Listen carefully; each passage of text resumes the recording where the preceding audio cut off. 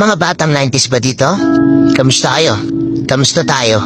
Alam niyo, sa totoo lang tayo may pinakamasayang kabataan. Tayo yung mga kabataan noon na napakababaw ng kaligayahan. Tayo yung mga batang batak sa arawan kahit napagalitan ng magulang, okay lang basta maipaglaro sa mga kaibigan.